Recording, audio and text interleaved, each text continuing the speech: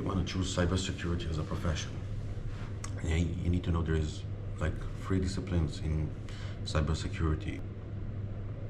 I do monitoring and endpoint.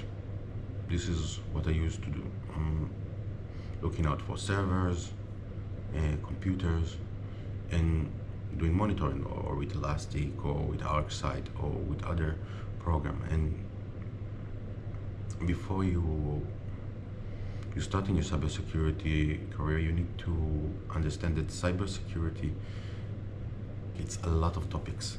Cybersecurity is like saying art. There's movies, there's a lot of things that call art, but cybersecurity includes a lot of things in it. And when you choose your career, you need to choose carefully what you want to do, because not getting stuck in something that you don't like.